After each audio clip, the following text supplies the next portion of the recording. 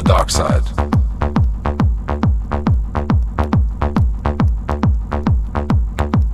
The Darkside.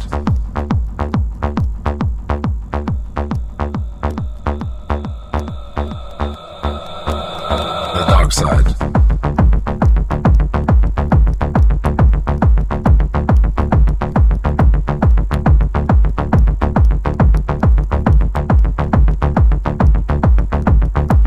The Darkside. The Darkside.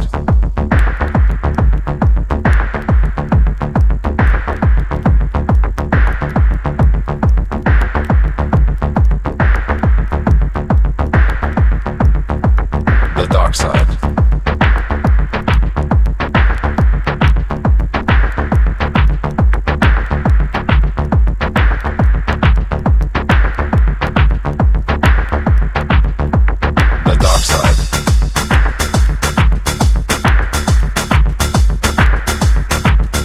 The Darkside.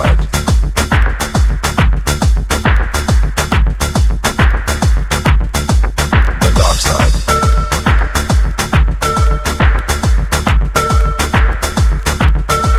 The Darkside.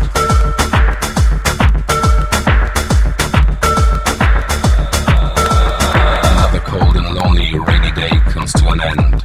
I have to clear my mind before I sleep, or else I tend to close my eyes and realize there's nothing there but light. I need shadow, I need darkness to help me through the night.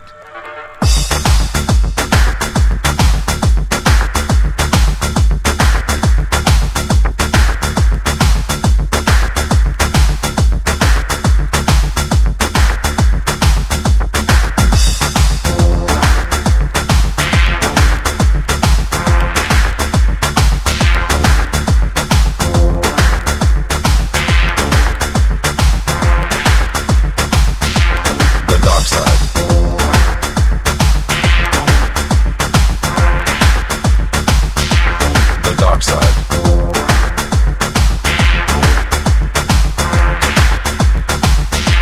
The Darkside.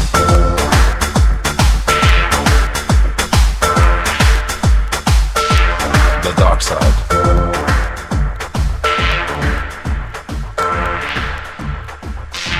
The Darkside. The Darkside.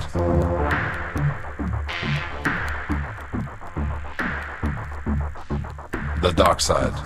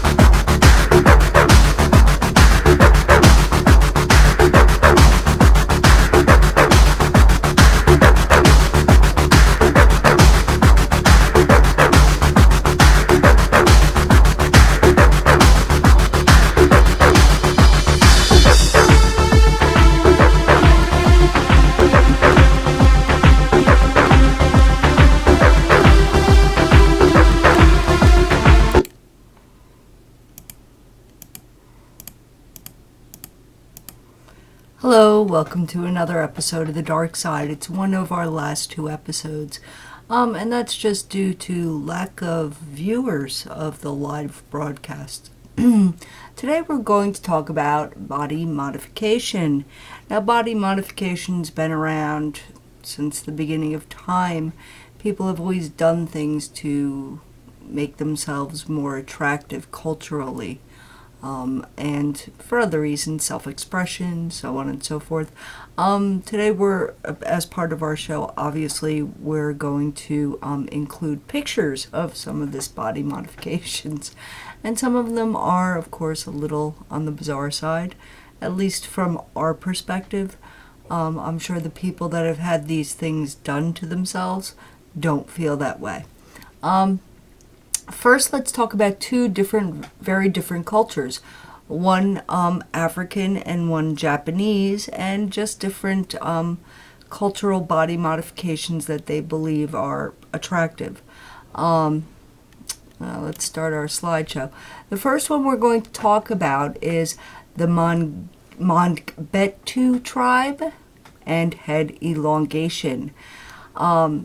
It's called lip ombo, the custom of skull elongation, which was a status symbol among this tribe, amongst their ruling classes, at the beginning of the century and was later emulated by neighboring groups. It evolved into a common ideal of beauty among the people of the northeastern Congo. According to Keem, Keem is somebody who's done some extensive research on this. The tradition survived until the middle of the century when it was outlawed by the Belgian government. This tribe had a distinctive look, and this was partly due to their elongated heads. At birth, the heads of the babies were tightly wrapped with cloth in order to give their heads the streamlined look. The practice began dying out in the 1950s when the arrival of more Europeans and Westernization. Because of this distinctive look, it is easy to recognize figures in African art from this particular tribe. As you see, the babies have this cord tied around their head really tightly, and it starts out big and it gets smaller just to elongate their skulls. Babies, as you know, have rather soft skulls at birth, so this is probably pretty easy to do at that point. Cranial deformation may have played a role in Egyptian, Mayan, and Venusian societies. Queen Nefertiti is often depicted with what may be an elongated skull, as is King Tutankhamun. As you see, look at this baby with her elongated skull and her hair kind of sticking out at the edge. It seems to have been a popular practice amongst many cultures. And now we're going to go to Japan. Japan has a lot of strange things that they consider attractive. And right now we're going to talk about bagel heads. So let's move on to the bagel head slideshow. This is what it looks like when somebody's had this done. It's a type of body modification. This was actually pioneered in Canada, and the practice began in the Japanese underground scene. It's a temporary, between 6 and 24 hour swelling distortion of the forehead created by a saline drip, and then often shaped into resemble a bagel or a donut. In 2012, after appearing on National Geographic TV special, this practice became the subject of sensationalism as news outlets worldwide misleadingly declared it a Japanese trend. The bagel head procedure was brought to Japan by Karapi Maeda, who revived it in 2014 after he saw it done in Canada by a pioneer, Jerome Abramovich. Since that time, he performs it approximately 10 times a year at special occasions, such as underground fetish parties. The procedure involves the subject taking 300 to 400 cc's of medical-grade saline injection into the mid-forehead over a period of 2 hours, which is then often given a depression in the center, lending to the bagel head name. According to this gentleman, the body absorbs it over time, so by the next morning it goes back to normal. Personally, I can't understand, first of all, how that would be comfortable and how in any way that is attractive. So if anybody has any body modifications that they've had done on themselves that they'd like to share with us, or any comments on the ones that you've seen now or the ones that we'll show later, give us a call on Skype at wildchild3969, and we'll have a conversation about that. Right now we're going to go to Jim in the Twisted News.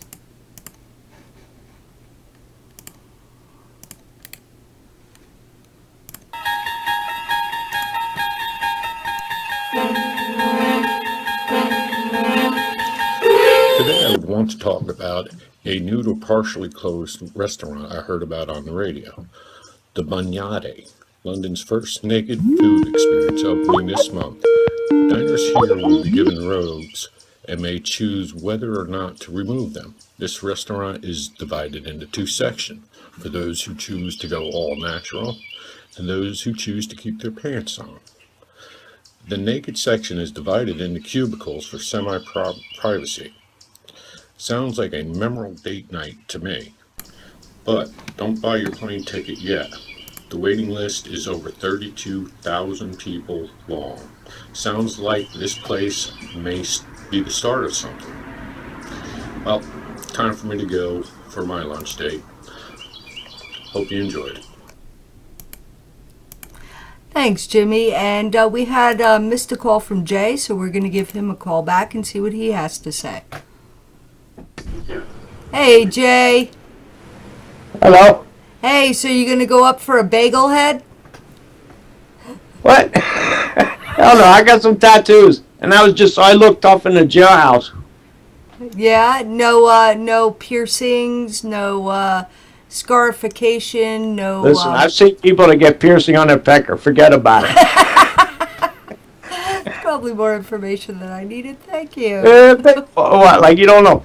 Anyway. Hello, Lily. Hi, I wasn't expecting Jay. you to pick up.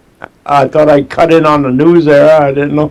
Anyways, body piercing and body modifications and the people that do the lip. Oh my God, the disc and the lip.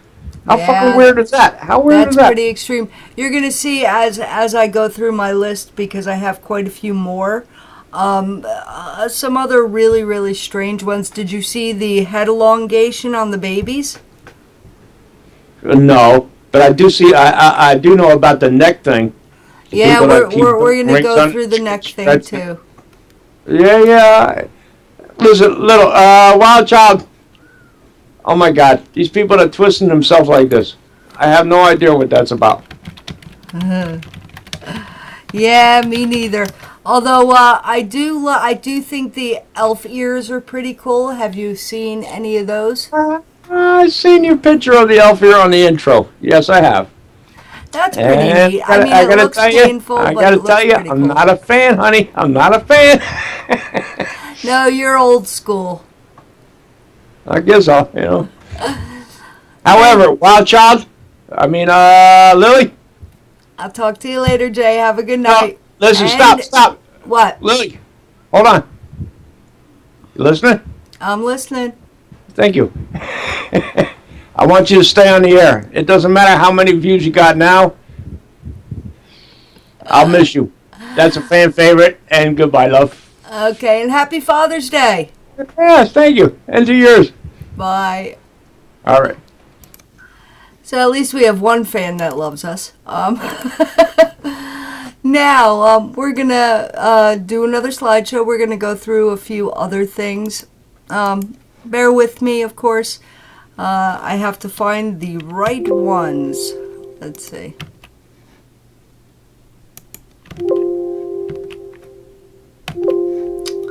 Okay, for some reason, this is just not...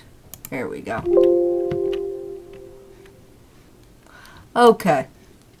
You're going to see a slideshow of just different body modifications that are happening. This one right here is actually not the one I was looking for. Hold on. We are actually looking for scarification, and here's a good, perfect example of that. Scarification, this is exactly what it sounds like. Hold on. Stupid slideshow. My first time doing the slideshow here, so just bear with me a little bit. Let's go to scarification. So this is an example of scarification. Scarification is actually various methods such as cutting or branding are used to create a raised type of scar on the skin, which has a three-dimensional appearance and gives the design more depth than a simple tattoo. Scarification has been performed within a variety of cultures for different reasons. Often scars are created as part of a rite or a ritual, especially amongst different African tribes. In other contexts, it may be done for spiritual reasons or to symbolize a personal experience which has meaning to the individual, similar to tattooing. Scarification may even be done simply for its artistic effect. In fact, this type of body decoration has begun to infiltrate Western culture, so you may be seeing it soon in your neighborhood. Here's a good example of it, although on the face, that kind of makes you wonder how employable he's going to be in the future. And here's another one where she has a hand on her side. That had to hurt like hell, I'll tell you what. So that is scarification. Now let's take a look at foot binding.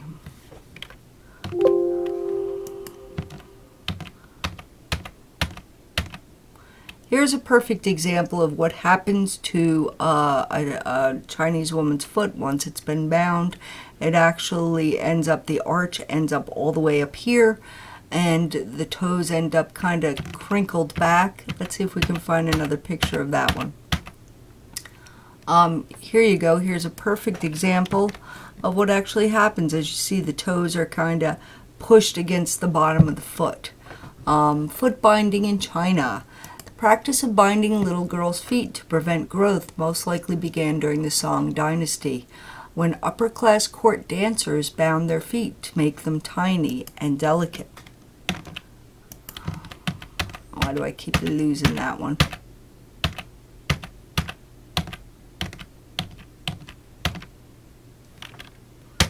Okay.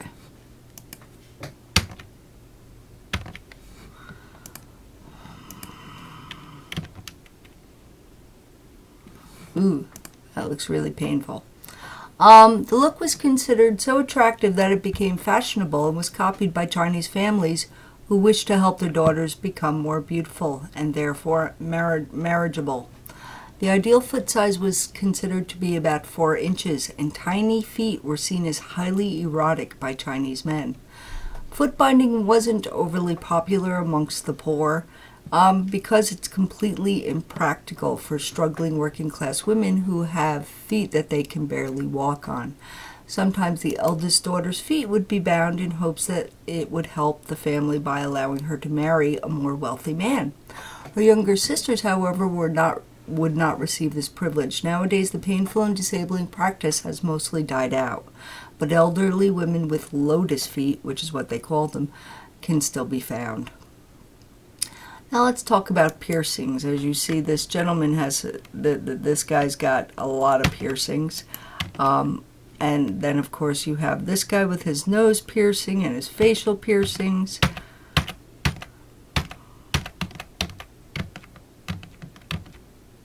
And this poor unfortunate soul.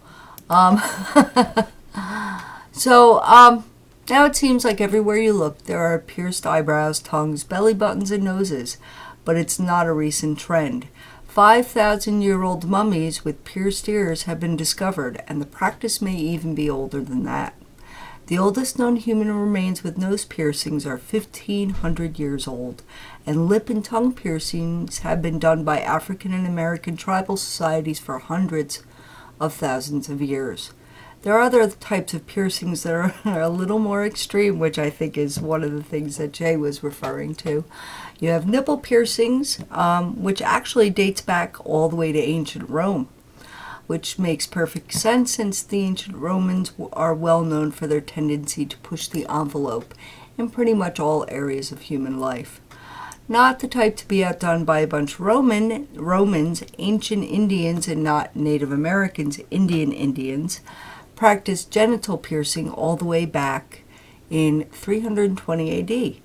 The type of piercing is done by poking another hole in the tip of the penis, or for women, the clitoris. Supposedly it makes sex even better. When you keep in mind that the Indians were the ones that came up with the Kama Sutra, it all kinds of makes sense. Modern subculture has come up with its own variations on body piercing, such as the lovely corset piercings, which I think are actually very attractive, but they cannot possibly be comfortable. A series of piercings is performed on the skin of the back, generally a woman, and then they can be laced up just like an old-time corset. Now let's talk about tongue splitting, which I've actually seen a couple pictures of this. Let's see if we can find one.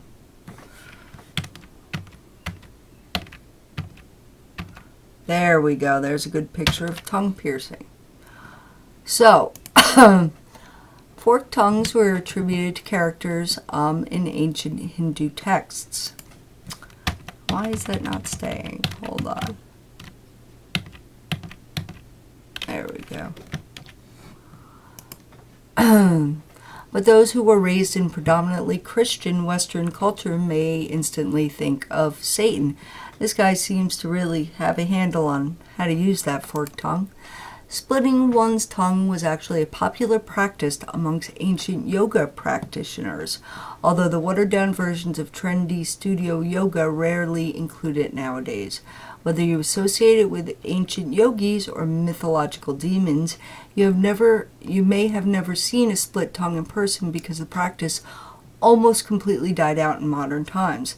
However, this particular cosmetic effect was revived in America's subculture during the 1990s and continues to grow in popularity. And, maybe soon we'll be seeing that a little more often.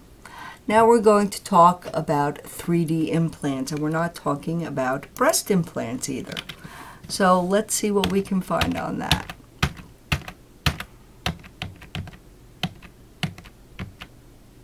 Here you go. Here's a perfect example of 3D implants. As you see, he has them over on the side of his head. Why is that not staying? Where is that gentleman? There he is. Okay. If a forked tongue isn't devilish enough for you, how about some horns on your forehead? Of course, that just wasn't staying, was it? Okay.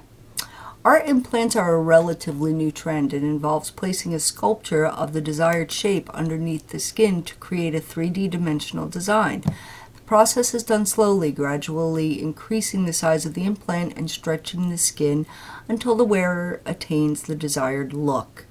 One of the most popular implants involves horns worn on the forehead, but the art is limitless as the creator's imagination. As you see, he also has piercings on the top of his head and his nose. This gentleman, I'm sure, will...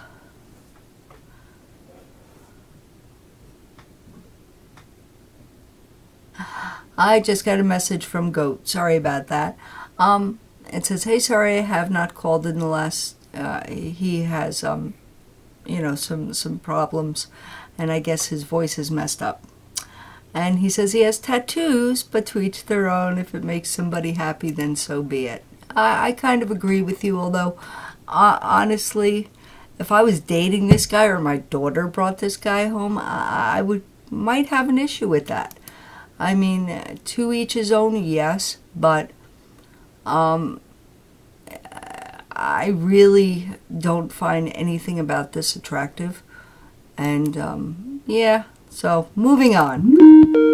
Oh, Jay's calling back in. Yes, Jay. What would you do if your daughter brought that guy home? Listen, how can you not have an issue with that? Oh my God, this dude looks so fucked up. To each his own, but personally... To each his own, my ass. No, there's no way. I wouldn't want that guy showing up on my doorstep selling I'm me looking at it vacuum right now. cleaners. I'm like, what the fuck? No, sweetie, body modification. Oh, we are designed as we are designed, and there it is. Well, I think the strides that they've made in body modification, there are people that take it too far, and then there are people that are just expressing themselves. Similar with tattoos. 20, 30 years ago, you wouldn't see the amount of women with tattoos that you do now, and I think that a lot of them are really, really attractive. Personally, I don't like the ones across your chest or all over your face, but that's not me. It's not my thing. But, who am I to tell somebody else not to do it?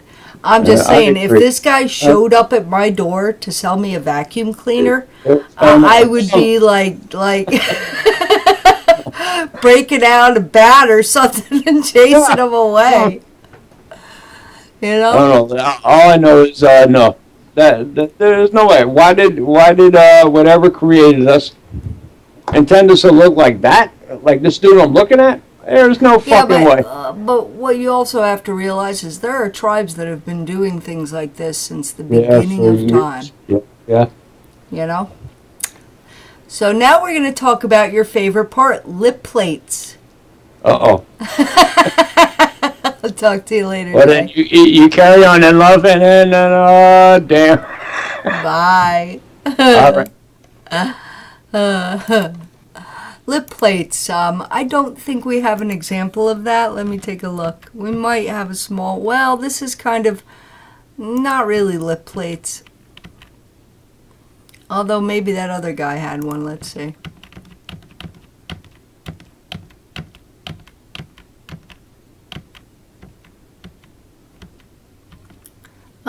Yeah, well, he kind of has a small one there. This type of body modification is exclusively known to the Mercy, Chai, and Terma tribes, although it was once more common throughout Africa. A series of plates are worn in order to stretch the lower lip, beginning with when a girl reaches 15 or 16 years of age. Most women will persevere until their lips are stretched enough to contain a 12-centimeter plate, sometimes even larger.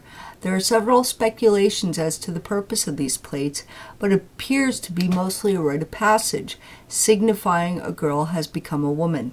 Wearing a large plate is also considered a standard of beauty, and we all know women all over the world will do anything to be seen as beautiful.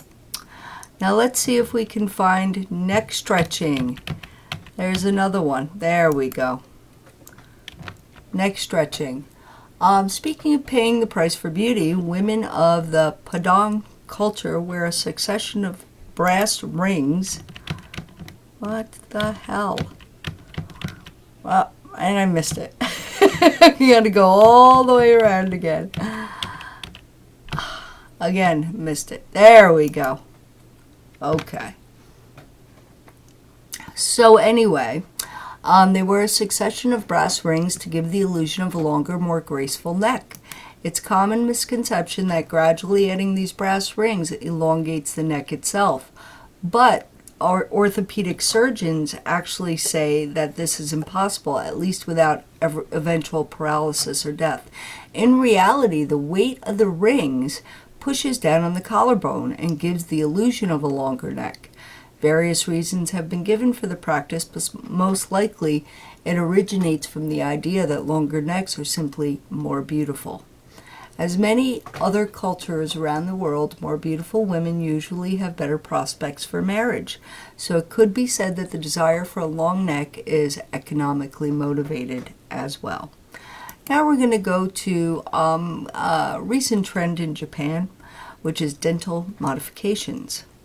And I do know I have several pictures of that. There we go. There's a perfect one.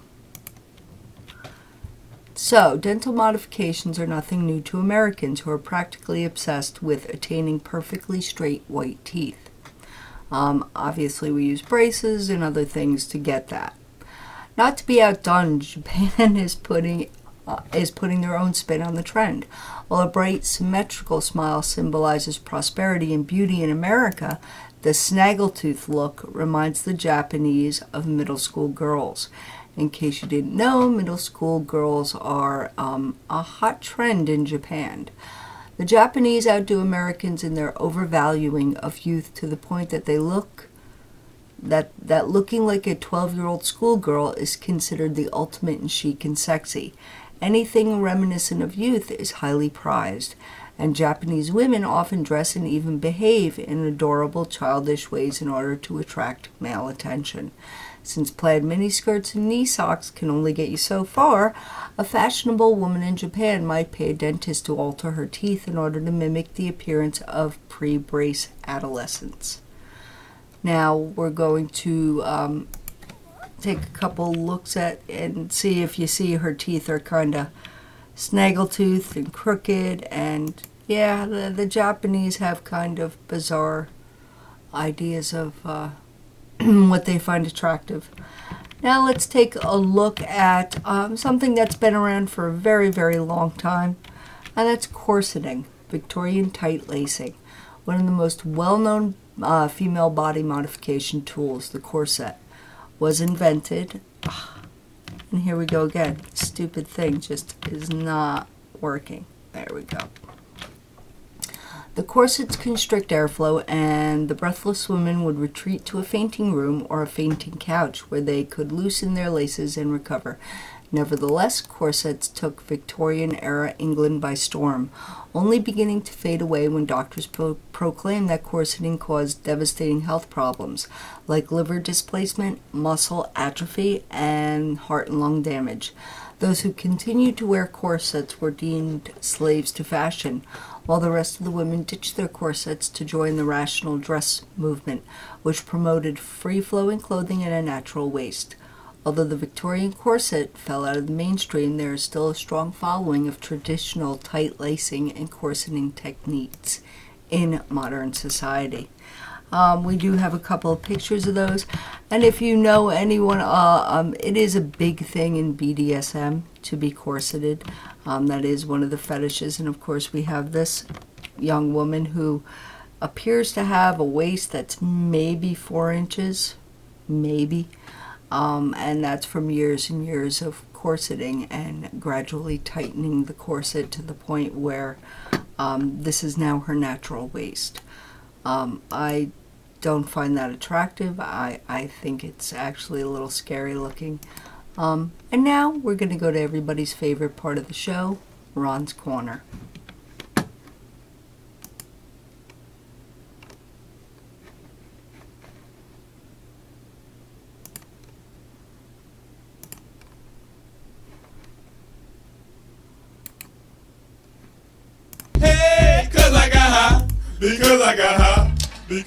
Thanks, Lily, and welcome to another edition of Ron's Corner. Today, I want to talk about our buddy the alligator. Let's see, he snagged a kid up at Disney World, goes off, does whatever. You know, that's the end of the story. So I like to look at it like the alligator finished what the fucking gorilla started. Just the gorilla was confined in an area. But why the fuck were kids swimming in water or playing in water, standing in water that was not supposed to be, occupied by humans? I mean, it was asked not to be in. There's a reason for that. Parents need to monitor their kids. I totally blame the parents. That's the bottom line. Fucking know how to fucking take care of your kids. A lot of the parents in America fucking suck. I don't care if that pisses people off. Learn how to watch your fucking kids. Here's a Hopperillo.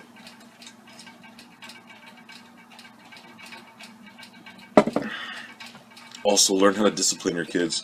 A lot of the kids in society right now are a bunch of fucking pussies because you parents dropped the fucking ball.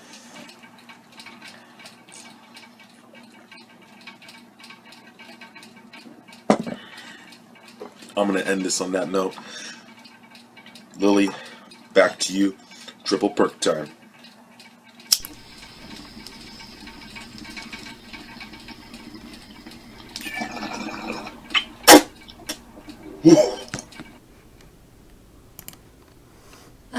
Thanks, Ron. That's Ron's take on parenting, and I have a tendency to agree with him in certain aspects of that. I do know what it's like to be a parent and how hard it is to keep an eye on your kid. But, if the sign says don't let your kid swim in the water, don't let your kid swim in the water. There's a reason the sign's there. And now, last but not least, let's take a look at a few people that I'm sure have a hard time leaving the house every day. And let's take a look at some of these people. Of course, we've seen this gentleman with the huge ears, and look at this poor unfortunate woman with her teeth sticking through her lip. I don't even, and this guy, how does this guy hold a job? Seriously, I mean, really? And some of it is, I can kind of see what they're going for. This gentleman just basically wants to look like Satan. And of course, there's this gentleman here. I don't understand what that's about. And this guy had the whole front of his nose removed. I guess he wants to look like the Grim Reaper. And then this woman. I don't even know what to say about that one. I'm not sure if some of this is actually makeup on this woman or just body modification. So that's our show, and I really do hope you enjoyed this week's episode. We have one more episode up, and of course we're going to go out with a bang, and we're going to discuss politics. It is definitely a hot topic this year because of how jacked up the system seems and the nominees for president out there.